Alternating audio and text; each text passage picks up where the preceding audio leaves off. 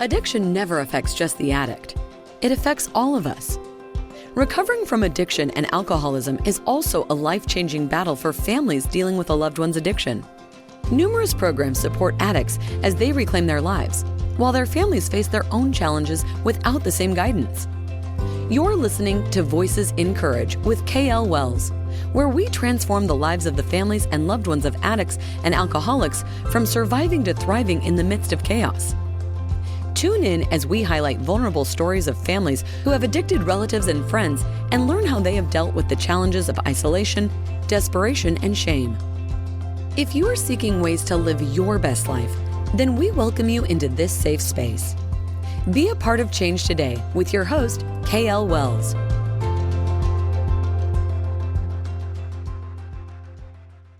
So welcome to another episode of Voices in Courage with KL Wells. And today we are incredibly blessed to have somebody on that I have heard lots about through the last few months. And she is extraordinary in the space of grief and anxiety, has her own story, and has written prolifically about this, is an expert in this arena, and speaks all the time on the big stations and writes on the big papers. And so we're gonna dive into this today. And if you would, Claire Bidwell Smith, please start with kind of your story of origin. You know, where did all this begin for you? Yeah. Well, thank you for having me. I'm really excited to be here today and talk with you. Great. I'm an only child, and my parents were a little bit older. And when I was 14, they both got cancer at the same time. My father found out first that he had prostate cancer, and within a few months, my mother was diagnosed with stage 4 colon cancer. So my high school and adolescence years were really fraught with a lot of ups and downs and uncertainty and kind of facing mortality in a way that a lot of my peers weren't. My mother died when I was a freshman in college, and it was incredibly difficult. She was an amazing woman, and we were very, very close, and she had been a wonderful mom. And she had really struggled to face her own illness and pending death, and so we never really talked about it. So when she died, there was a lot that was just unspoken, unsaid. I had a lot of regrets, a lot of missed opportunities. My father died a few years later, just as I graduated college. And then I was, in my mid-20s, alone in the world with no immediate family. And it was really challenging. I descended into a lot of deep grief. Anxiety was a huge aspect of my struggle. And I eventually began to find lots of different ways to heal and work through it. It took a lot of work, took a lot of time. When I came through it, I decided to go back and get my master's degree in clinical psychology and became a therapist. And I worked in hospice initially as a bereavement counselor. I've now been in private practice for 15 years. I've written 5 books about grief and loss. I work with people one-on-one every day. I lead support groups. I train other mental health professionals in the field of grief, and I speak a lot about grief and anxiety.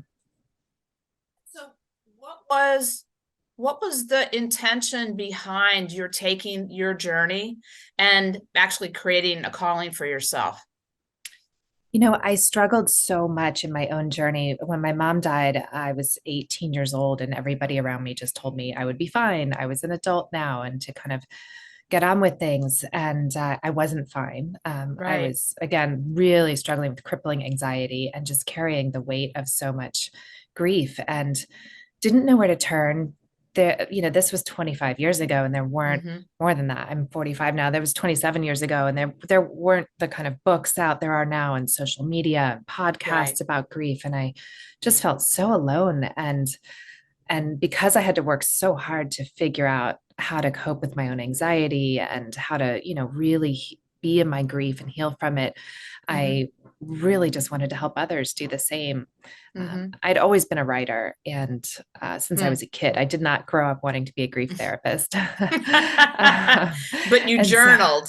yeah. And Yeah. so I've always written a lot about it. And when I Mm-hmm. began working in hospice, I was really like, I went into that work thinking I knew a lot about grief, but I Yeah. only knew my own grief. I knew my Right. personal grief. And what I Right. began to see was grief in a much more three-dimensional way, and Mm-hmm. seeing all these kind of universal traits of grief, really common struggles to understand and work with grief, and Mm-hmm. then a lot of different ways to grieve that I had never imagined or thought about. And I just Mm-hmm. really wanted to kind of open up that conversation more for our Mm-hmm. culture. Mm-hmm. Mm-hmm. And so when did you start doing hospice work?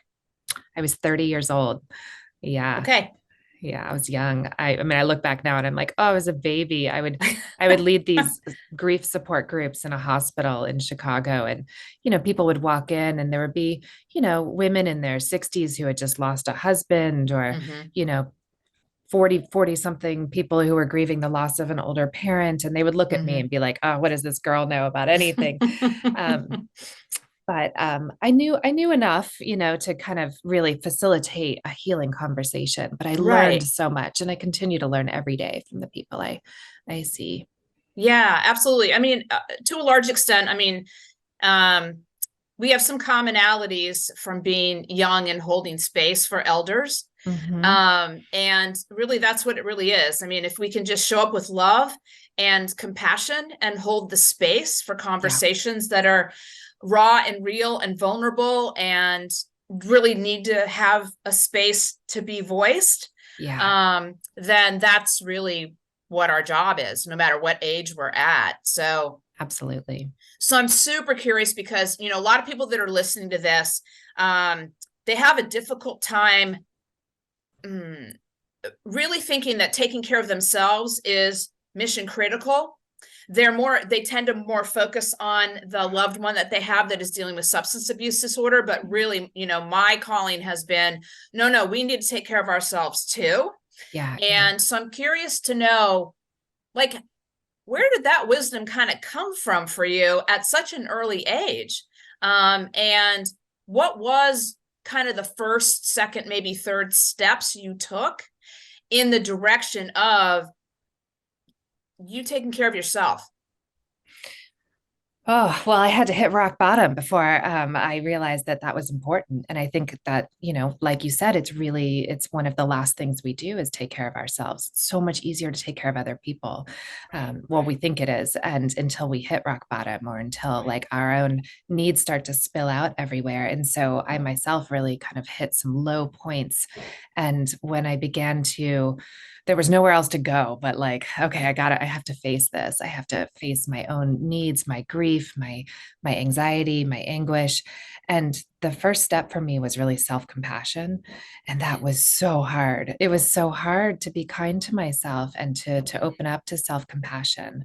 I mean, I would just cry on yoga mats and like cry listening to self-compassion meditations. And I had spent years beating myself up or just being afraid to turn towards my grief because it was going to be too big and too unwieldy. I think that's one of the reasons we don't take care of ourselves, is because it's scary. There's so much there, and it often feels insurmountable. Mm-hmm. Yeah, I know in the work that I do, I tell people, I say, look, I think you're thinking that if you start to cry, you won't stop. Hmm. I hear that a lot. Yeah, and I'm here to tell you, you will. Yeah. Because I've had enough of those drop to my knees, lose Mhm. it Me moments. too. And I think it sounds funny, but there's almost a skill set that goes with that. It's allowing yourself to drop into that kind of deep, deep, deep pool of emotion and giving Mhm. yourself permission to do it. Yeah. Um, and so being compassionate with yourself, that is just such a huge thing in the world that we swim in. Mhm. Um, what were you beating yourself up for? I'm just super curious. Yeah. It's a funny thing. I think we all do. I mean, we're really hard on ourselves in general, but we also hold Hmm. ourselves accountable for things that we don't have control over. It's Right. this is like the great human experience. We're constantly holding ourselves accountable for things that we really don't have control over. And so Yeah. I was holding myself accountable for not being there the night my mother died because I didn't make it to the hospital in time. Holding myself accountable for not being more aware that she was dying, for not having the wisdom to have conversations that needed to be Hmm. had. And, I'm now in my 40s, I can look back and really understand how could I have? Our culture gets in the way Right. of that. First of all, I was so young. She Yeah. herself was prohibiting it. But I beat myself up for a long time around those things. And I was Yeah. just so devastated that she was gone and our Right. relationship had ended the way it did. Yeah. Yeah. And are you at peace with it today? I am. Yeah. And it took a lot of that self-compassion. It took a lot of, understanding and sitting with other people who I saw they were all going through the same thing. Hmm. Hmm. So many people were blaming themselves for things that they Hmm. really couldn't have changed or done differently, or they had Right. amazing intentions and really like put so much heart into something and it still didn't have the outcome that Hmm. they wanted. And so seeing that, I realized that I was doing the same thing, and that it's Hmm. just not easy to be a human in this world. Yeah. Well, I mean, in the addiction space, I think a lot of people hold the notion that we can control it, we can fix it, Mhm. and uh, wow, that Yeah. just so gets in the way. Mhm. Um, and so to be able to kind of take that on, and at the same time, what I'm kind of imagining is the veils kind of got lifted, Yeah. and you realize that certainly you weren't alone in it, Mhm. Yeah. and there are lots of people, whether it's death and dying or whether it's just grieving all these things in our lives. I think we just kind of live in this world of something happens and it's letting it go, grieving and letting go, grieving and letting go. I think Mhm. that's just a continual thing that um, that's been my experience is as Yeah. change takes place, it's okay, grieve what was and step into what is and learn how to swim and dance a new dance. Absolutely. It's so hard to relinquish that illusion of control. We want Mhm. so badly to think that we have more control than we do. It's scary to acknowledge that we don't, to really Yeah. live in uncertainty, to live in the present moment, to not know what's going to happen. Hmm. It's really hard. Yeah. Well, and at least my experience has been it's changing what it is that I can control. Mhm. It's shifting the notion that I can control other people or I can Right. control the circumstances or situation, but really the control resides within ourselves in Mhm. terms of what's the story we're making up about it. What emotions are we having? Are those the emotions that we want to have? Are those the thoughts we want to have? Or, all of that. We're at agency in this Mhm. and not Yeah. left to be at the whim and whiff of Right. what shows up.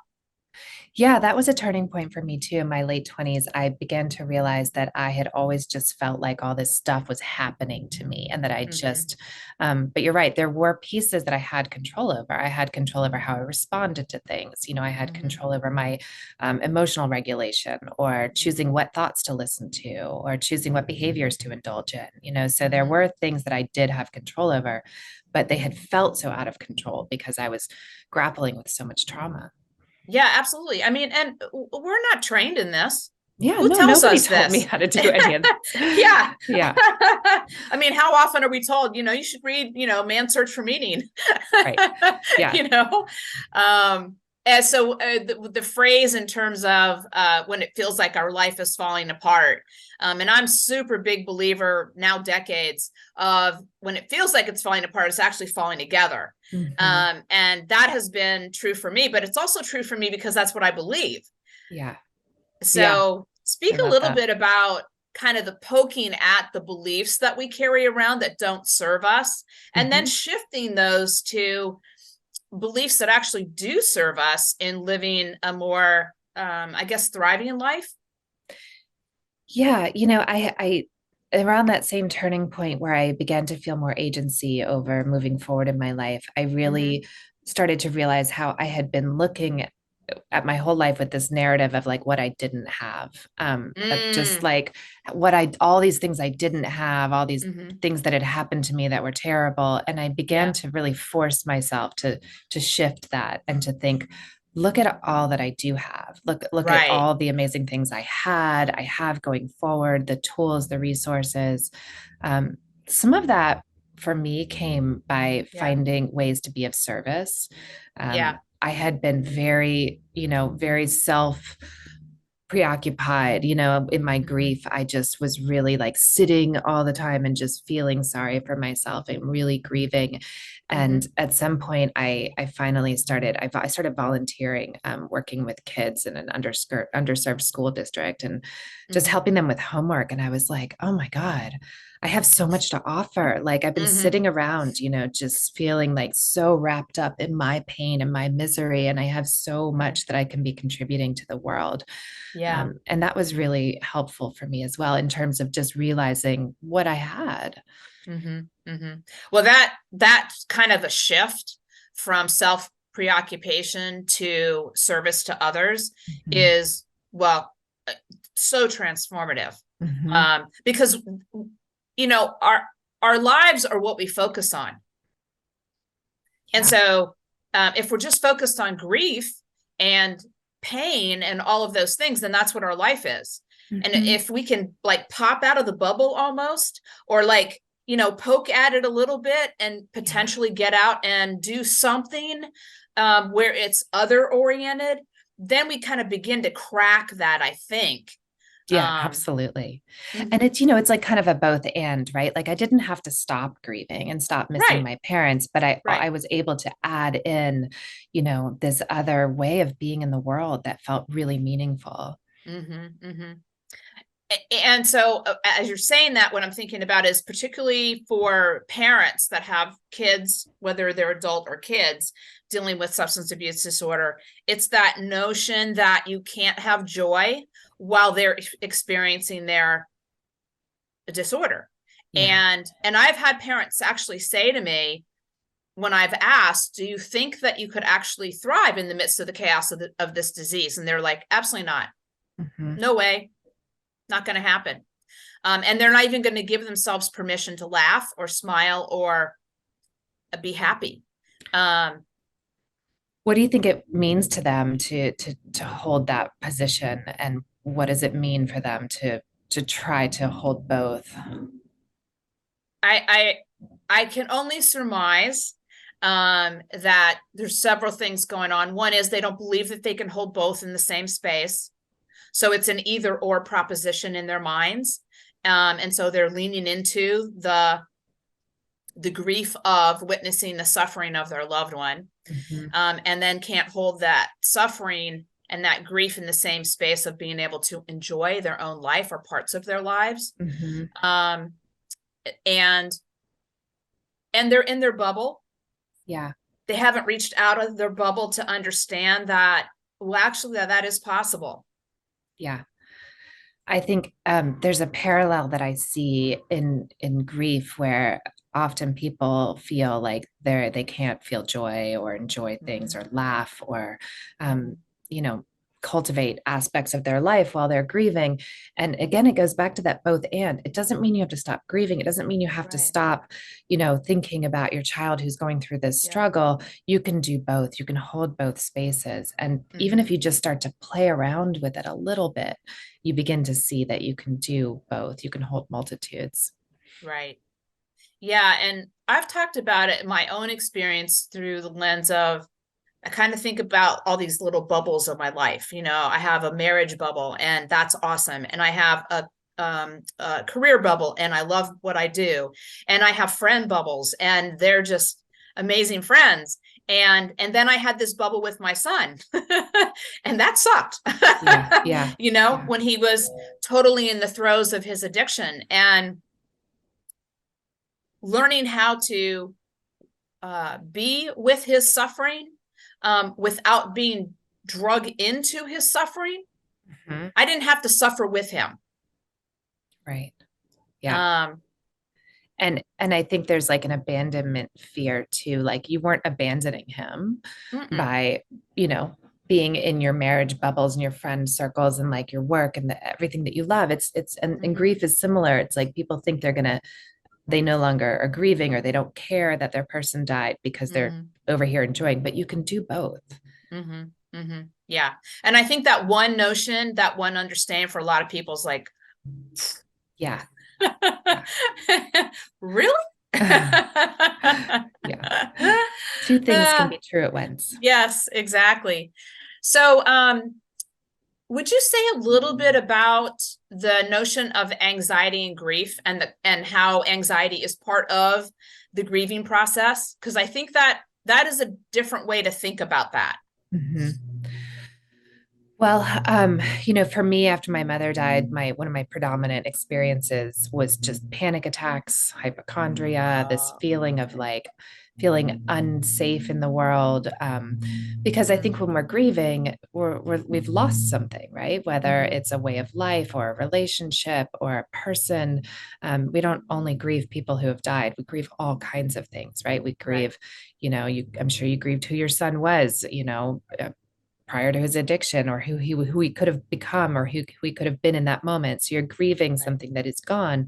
And when Mhm. that happens, the landscape changes, right? Like Mhm. the Mhm. future becomes uncertain. You're not sure Mhm. what is to come. You're not sure what other things could happen, or, you have to let go of ideas you had about what life was going to be like. And that causes a lot of uncertainty, and Yeah. uncertainty always brings Mhm. anxiety. Mhm. And so there's such a correlation there. And I think that not everybody becomes anxious in their grief, but a great Yeah. many people do, uh, Yeah. and more than you think. And so, the one thing I know for sure about it, though, is that there's a lot of ways to heal from it and manage it. Mhm. Mhm. Mhm. Well, I mean, the statistics around anxiety at this point are just off the charts. Mhm. And so the anxiety work, I think the way that I frame it is that we do not know how to deal with uncertainty Mhm. or change, Mhm. which in some respects seems very bizarre to me. Because in a lot of ways, that's how I've just kind of lived my life, is I've been at the edge and jumped so many times. And so it's a muscle that I've perfected over time, but I didn't realize that was what I was doing. Yeah. And so when things change, when you said grieving the loss of my son, I stood on a sidewalk and watched my son being arrested at gunpoint. Mm. And when I went back up to the hotel room, I dropped to my knees because everything had shattered in that moment. Yeah. And so I knew, but I also knew as the shattering was taking place, I knew that the pieces would be coming together in a very different way. So I Mhm. held that belief.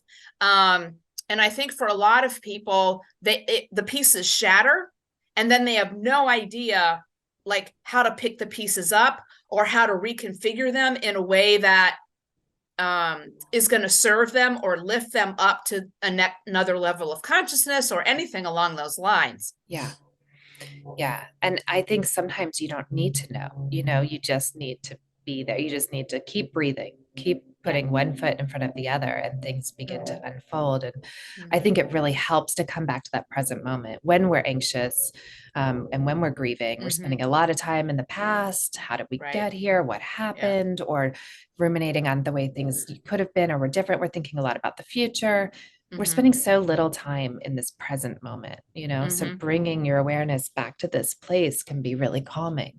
Yes. And so, what are a couple kind of tricks, tips, hacks that you use to kind of, as you begin to kind of go in a direction of past or present? Because I think that's just how our monkey minds work a lot of times. How do you bring yourself back to present and center? Just like a lot of mindfulness and meditation techniques, I think are really helpful and easy. But there's that self-compassion piece too, because when we're Mhm. spinning out in the past and the future, we're worrying or we're trying to control an outcome or we're trying to review how we could have controlled an outcome. And Yeah. so having self-compassion for like, okay, I understand why I'm spinning out about this, but I'm going to gently bring myself back to this present moment. Mhm. And that's a big piece of it, and it can feel scary because again it's about that illusion of control. If I don't worry about this thing, then Right. so yeah, Yeah. I mean, it's a little crazy making. it is definitely crazy making. You know, and I, I don't, so I'm going to ask you, I have this sense that the world that we live in is a worry world. Mhm. Absolutely. I think a lot of it is from technology in the last 20 years. I Mm-hmm. think that we've gotten so far away from being able to have quiet moments where we're not being bombarded Right. by information. I mean, we Right. are bombarded with information from Yeah. the moment we wake up and pick up that little screen Right. until we go to sleep and put the screen down. And it's just like so much is flooding in, and we're not really thinking about how to regulate that, how to manage it, Mm-hmm. how to step away for a moment. And just every time we look at our phones, we're taking in a news headline, what your best friend had for dinner last night, some like perfect holiday photo that makes you feel terrible about your life, like Right. all Right. these things. And we're having Yeah. emotional responses to them, and we're having Mm-hmm. physical responses to them, we're having Mm-hmm. behavioral responses to them. And so Mm-hmm. it's no wonder that the anxiety is, through the roof. Right. Right. Well, and so I'm a geek kind of about the brain science stuff. Mm-hmm. And so everything has eclipsed our brain's ability to keep up. Yeah. We still are holding this notion that if we just work harder or faster, we'll be able to. And no, Yeah. No, no. we actually can't. Um, and so regulating our phones, regulating how much we're willing to put up with toxic people in our lives, regulating what we listen to, what we read, who we surround ourselves with, all of these kinds of things. The way that I think about it is that's taking our power back. Mhm. Yeah, yeah, absolutely. During the pandemic, when it was in like one of its real states of heightened anxiety, where we really weren't sure what was happening, and Mm-hmm. I was getting so panicky and stressed out every morning that I decided I wasn't going to look at my phone for an hour after I woke up. And so I would wake Right. up and I would just be in the world, and I would make coffee and I would look out the window and I would talk to my kids. And Mm-hmm. then once I felt more centered and just kind of calm, then I would, inevitably pick up the phone, look at some crazy headline or, respond to text messages. But I was able to better, process them and come from a place of more groundedness. Mm-hmm. Yeah. I think that quiet time in the morning is, well, I think of it as mission critical. Mm-hmm. I'm a backpacker. And so being able to get into the backcountry and be Mm-hmm. completely disconnected, I've been doing it for decades now. And so, but you can't, always backpack. But it taught me the importance of the disconnection, and giving myself permission to Mm-hmm. disconnect. Yeah, absolutely. And I think sometimes that can feel scary, but it Mm-hmm. really is one of the ways that we can come back to ourselves and feel that groundedness. Mm-hmm. Mm-hmm. And is there kind of a typical thing that you're seeing on a regular basis, um, that people present as kind of the thing that they're dealing with? In terms of grief and anxiety, or Mm-hmm. Yeah. um, I think we struggle a lot to find space to grieve and to make space to grieve. Okay. Our culture really doesn't hold a lot of space for it. Our Mm-hmm. culture wants us to keep moving, get on with Right. things, be better. It's scary for people to see other people grieving or going through Mm-hmm. loss, so they want to tidy it up as well. Mm-hmm. And so I think that we push ourselves to move through it faster than we can.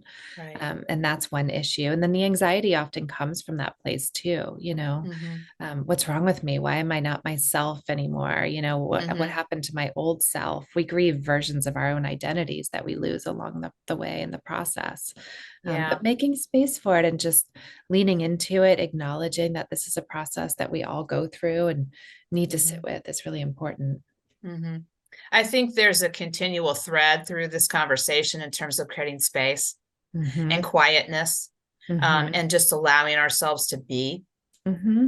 Yeah. And to honor the present moment and the process that we're in, even if it's falling apart, even if it's Mm-hmm. crying, even if it's on your knees on the floor, Mm-hmm. just honoring that, not trying to Mm-hmm. rush through it necessarily. Right. I think, well, I'm a business coach and consultant and all of those things. And so, but I very heavily lean on a person walks through my door first, Hmm. or an executive team. They're people walking in the door first before they're executives. Yeah. And so I see a lot of trauma and drama Hmm. in their lives, whether it's suicide or death or divorce or addiction or all of the things. And I'm constantly in the space of saying, number one, you need to give yourself grace. Yeah. Yeah. Absolutely. We're so hard on ourselves. And, Mm-hmm. we're like we were talking about at the beginning of the conversation, it's so much easier to take care of other people, to have Mm-hmm. empathy for others, to kind of give them some grace than we do for ourselves. Mm-hmm. Yeah. So if you're listening, please, self-compassion and grace. What do you think the process of grieving a loved one who's struggling with addiction is like? Like, what is that grief like? Wow.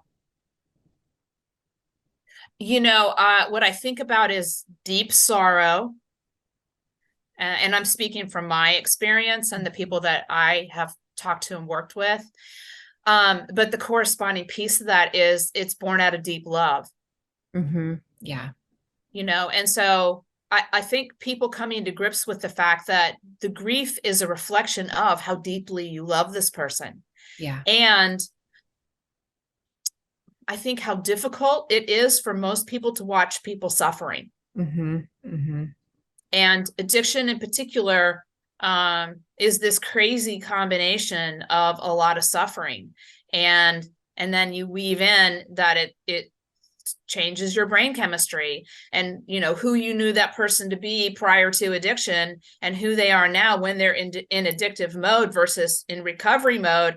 It's almost head spinning. Yeah. um And so I imagine there's similar components to grieving the death of someone where there's anger, there's guilt, there's blame, there's anguish, all of these pieces that we move through in different ways, loss of faith, loss of, so many different identities.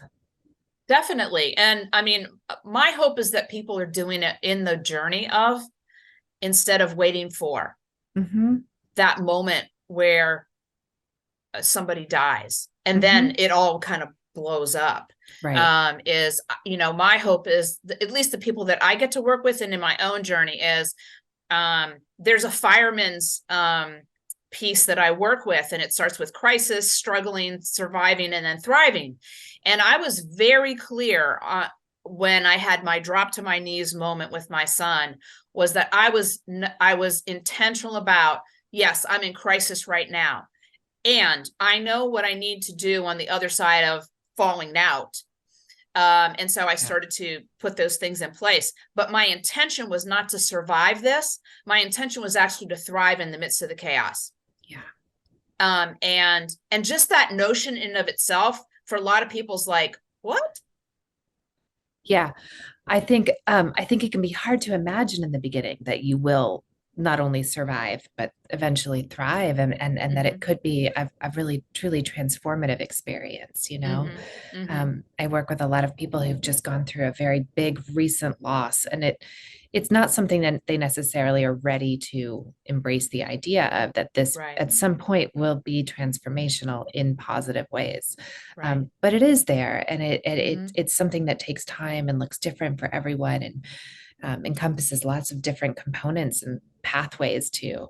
But there Mhm. is, so much transformation that comes through um, these drop to your knees moments where it feels like everything has fallen apart and you've lost everything. It does come Yeah. back together in a new way.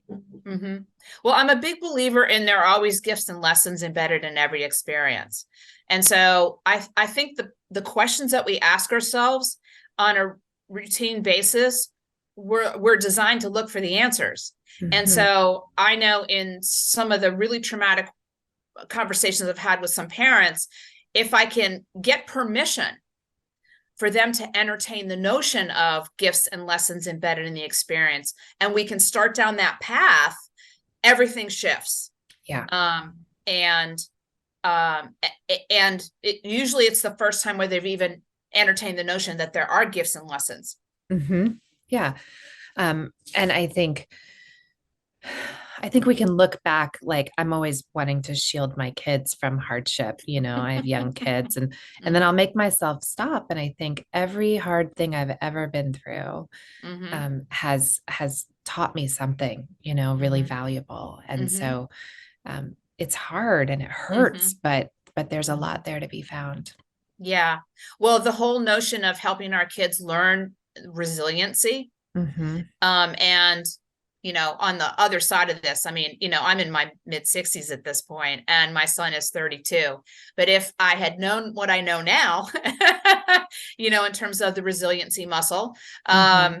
but also the ability to ask for help Yeah. when you need it. And we're all going to have so many moments where we need to reach out to somebody. Or a book or a Hmm. movie or a podcast or Yeah. something where we start to ask for help. Yeah. And I think that's such a critical aspect of this. We have to ask for help. We have to get support. We can't do this alone. Mm-mm. Um, yeah. And it's No, the this is same definitely thing. a team sport. Yes. Yeah. Yeah, yeah. So, what do I want to say? Do you kind of frame your own experience and your own journey now in having been some of the gifts that led to this calling? And I ask that because I believe what you do in the world has a reverberation out that is just so, it's like the butterfly, that Hmm. in the hurricane. It's like what you do has such a reverberation out in terms of positivity and optimism and possibility in the world that started with grief. Hmm. That's a really beautiful way to look at it. I don't think I've thought about it that succinctly, but I do really love what I do, and I see so much healing occur and Mm-hmm. so much transformation occur in the people I work with, and it's so beautiful to see. And I do have moments Mm-hmm. sometimes where I'm like, it is amazing that it was all born out of so much pain that I went through and my Mm-hmm. parents went through. Yeah. Right, right. Um, have you come to that place where hmm, the way that I think about it is loving people through their unfolding and their journey, and I don't begin to know what the purpose of their life is. And so it has given me peace, I think, in my son's addiction, is to know I don't know what his purpose is, but what I do know is the Voices in Courage would not exist if it hadn't been for his addiction. Hmm. Hmm. And so there's a much larger consciousness evolution at play, the way that I think about it. Yeah. I think you're touching into something that I think is important in grief too, where it's like you have to open up to all these ways of thinking about the world and the universe and what we're doing here and who we are. And it's not that you have to land on anything or prove anything or figure it out, figure out what happens when we die, or figure out why some people have some paths or what their purpose is. But it's just opening up to the idea that there is so much going on that we don't really maybe fully understand, but that we can lean into and that we can have some kind of faith in and belief in. And I think that that is a really important part of going through any kind of grief and loss or, life struggle is opening up to the idea that we're not just this one person, that it's like all here. It's like we're connected to so much, and there's so many ripple effects happening all the time, and we don't know what they're going to lend themselves to. Yeah. And so I think about, at your age, you're able to look back and connect dots. Some people, haven't lived enough or haven't had the perspective of actually looking back to connect how these dots in our lives happen. But I did a vision quest process a few years ago, and one of the things I was tasked with was to look back over every decade of my life and write down the things that I viewed as incredibly powerful and positive, and the things that I viewed as dark and they sucked. And so I did all of that. And then as I looked back over them, I saw the dark, crappy things. Oh my God, there was just the flip side of, oh, look at the extraordinary that came out of that in creating who I am today. And then to be able to see the dot connections was transformative, honestly. I bet that's a really, really cool exercise. Everybody should do that. We should all be doing that all the time. I'm going to do it. Okay, great. I will say it was completely transformative.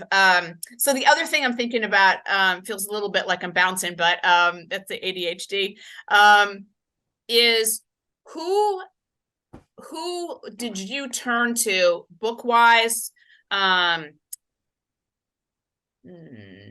listening to, that helped you kind of transform your journey?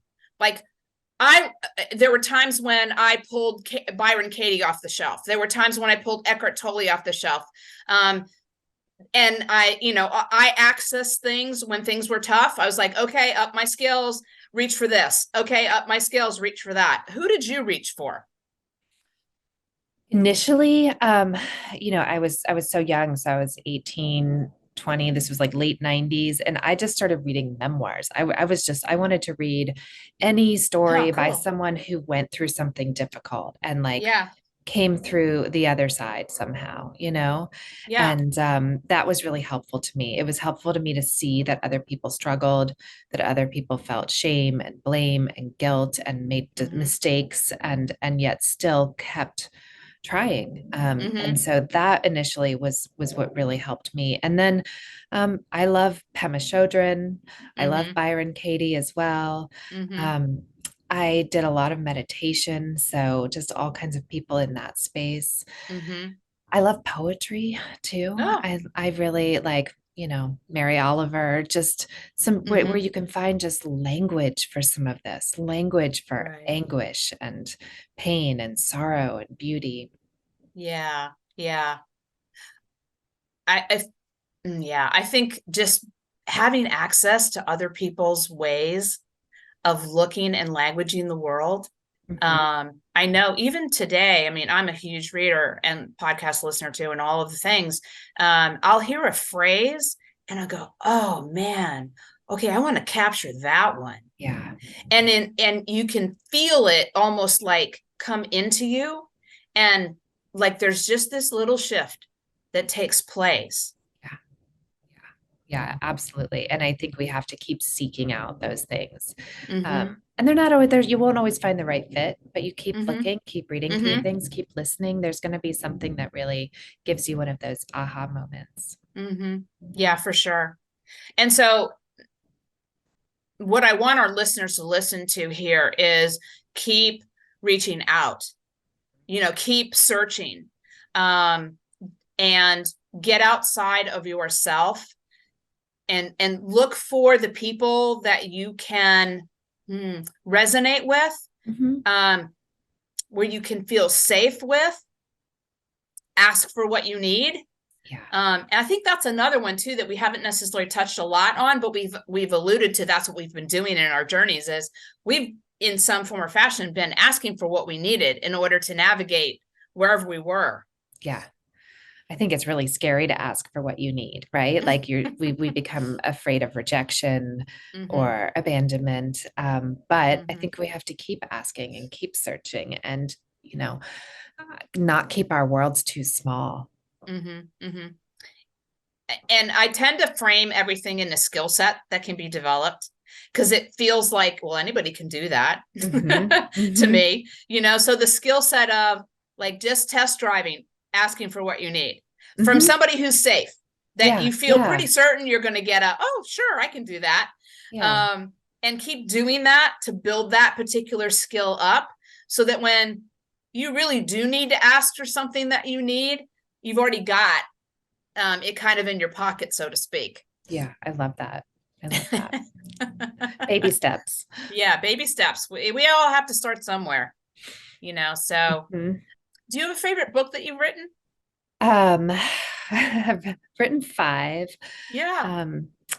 My first book was felt really meaningful. It's my actual story. It's a memoir of my experience. So that one's very special. I wrote a book that is called Anxiety, the Missing Stage of Grief, and is meaningful because it's one of the first times that anxiety and grief have been called out in correlation. And so it's been an important book. And then I have a new book coming out in March called Conscious Grieving. And it's really about leaning into our grief as a way to move through it. And so, I wrote one about the afterlife that was really fun to kind of explore as well. Yeah, they've all been different. They're like kids, each one has a different personality. Love them all. Well, I think the origin stories are always amazing to know kind of from where once we came. But I love the consciousness grieving. Conscious grieving, yeah. I mean, I'm just now kind of getting into the map of consciousness and David Hawkins' work and so on and so forth. But I love how it's married up with chakras and all of the things, and then the reverberation out in terms of how we show up in the world and the level of impact that we can have in helping shift humanity. Yeah, absolutely. And so you've done huge work. Thank you. It sounds like you have too. You're doing so much amazing work creating this space for people to heal and to really think about and understand their process. Yeah. Well, it wasn't available when I, dropped to my knees that day. Yeah. And same. I was like, are you serious? Why I have to put this together? Yeah. And so I was like, okay, well, then that's what it is. So start doing it. Yeah. Well, I'm grateful that you're doing it. Thank you. Thank you. So as we're wrapping up here, is there something we haven't touched on or a question I should have asked you that would serve our audience in the midst of their journey? I just want to reiterate this, idea of giving yourself permission to grieve. I think for a long time we relegated grief to death, and it's not. We grieve for so many things, and grief in this realm around addiction and people we love is so valid and so real. And it's something that really it's a process that shouldn't be rushed through. It's a process that needs support, that needs self-compassion, that needs tending to. So really creating that space for yourself and giving yourself permission to grieve is important. Yeah. And I do think understanding that it's just part of the human process. It's part of being human. Yeah. And I don't know. I mean, the way that I think about it is that deep love goes with deep grief. Yeah. And absolutely. I'd rather deeply love. Yeah, me too. Yeah. So thank you so much. This has been a great weaving of a conversation. And again, I want to just say thank you, thank you, thank you. Deep gratitude for the work that you're doing in the world, and the lives that you're changing, and the perspective and all the things in the books. And thank you. Thank you so much. Thank you for the work you're doing. Absolutely. So how can people get a hold of you? ClaireBidwellSmith.com. Great. That's where it's a hub. Everything's there. Everything's there. So reach out to her. That hub is fantastic. And she is a great resource for those of us who are going through the process of being human. So thank you. Again, thank you. Thank you for joining us in this episode.